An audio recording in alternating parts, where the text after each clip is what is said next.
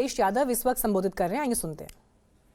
पूर्वांचल का अभूतपूर्व विकास हो, उसके लिए एक एक वोट जनता डाले। आपने इतना लंबा चुनाव देखा, अब बिल्कुल लास्ट में आ रहे हैं, आप कैसे इसको देखते हैं और अब आप किस उम्मीद तक पहुंच रहे हैं, क्योंकि आप 3 दिन बाद रिजल्ट किए। उत्तर प्रदेश की जनता ने ये चुनाव अपने बुनियादी मुद्दों का चुनाव समझ करके लड़ा। उत्तर प्रदेश के नौजवान चाहते थे उन्हें रोज़गार, नौकरी मिले, 5 साल तक इंतज़ार करते रहे। किसानों को लगा कि उनकी आय दोगुनी नहीं हुई। पुरानी सरकार ने ये भरोसा दिलाया था कि आय दोगुनी होगी, लेकिन आज जब किसान अपने आप को देखता है तो खाद नहीं मिल रही है, डीएपी गायब थी, कीटनाशक दवाइयाँ महंगी हो गई, गन्ने का भुगतान नहीं हुआ, आलू उनका सड़ गया, कोल्ड स्टोर को सपोर्ट नहीं दिया, सरसों का तेल महंगा हो गया, सरसों की कीमत नहीं दी। तो ये तमाम सवाल जो किसानों के और नौजवानों के और व्यापारियों के थे, उन सवालों पर, बुनियादी सवालों पर चुनाव हुआ है। मैं जनता को बधाई देता हूँ कि लाख कोशिश करने के बाद भी जनता ने अपनी बुनियादी समस्याओं पर ही मतदान किया है।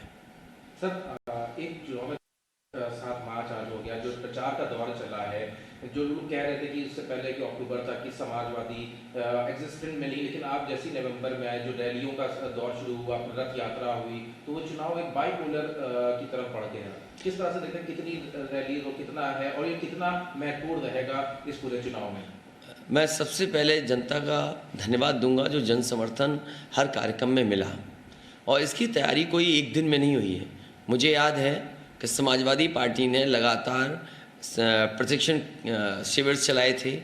उन ट्रेनिंग कैंप्स के माध्यम से कार्यकर्ताओं को बुला करके ट्रेनिंग दी गई थी, और कई बार कार्यकर्ताओं से 1-to-1 मुलाकात का ही परिणाम है कि समाजवादी पार्टी का कार्यकर्ता अपनी जिम्मेदारी को समझते हुए उसने जिम्मेदारी निभाई और जनता के बीच में समाजवादी पार्टी की बातों को बताया। और मुझे खुशी है इस बात की कि चाहे वो समाजवादी पूर्वांचल एक्सप्रेस रहा हो, जो समाजवादी सरकार में जगह जगह मेडिकल कॉलेजेस बन रहे थे, एम्बुलेंस की जो सर्विसेज थी, डायल 100 में जो खामियां नज़र आईं, शिक्षा 3 साल की चौपट हो गई, फ़ौज में भर्ती नहीं हुई, और जिस तरीके से नौकरियों को जो परीक्षाएं हुई, एक परीक्षा के बाद दूसरी परीक्षा रद्द होती गई, पेपर आउट हुए, सरकार जानबूझ करके रोज़गार, नौकरी नहीं देना चाहती थी, और नौजवान जिस तरीके से अपमानित हुआ, समय समय पर यहाँ मांग लेकर के लखनऊ आए, वो अपमानित होकर के गया, उसके साथ व्यवहार खराब हो। ये तमाम सवाल हैं जिनका जवाब भारतीय जनता पार्टी की सरकार के पास नहीं है।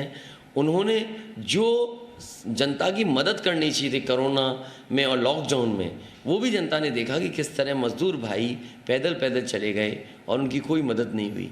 कोरोना में जिस बड़े पैमाने पे लोगों की जान गई, दवाई के लिए भागते रहे, ऑक्सीजन के लिए इधर उधर भागे, लेकिन सरकार ने ऑक्सीजन भी नहीं दे पाए। इसलिए ये तमाम मुद्दे हैं जो सरकार की नाकामी दिखाते हैं। और फिर डबल इंजन की सरकार जिन्होंने बोला हो, तो इसलिए जनता इस बार डबल इंजन की सरकार की झूठ की पटरियों को उखाड़ने के लिए तैयार है। आप किस तरफ जा रहे हैं? आप भी कह रहे हैं आपका भी है, आप कितना कॉन्फिडेंट हैं 10 मार्च को? समाजवादी पार्टी का पहले ही दिन से टारगेट ये था कि उत्तर प्रदेश में 400 सीटें कैसे जीती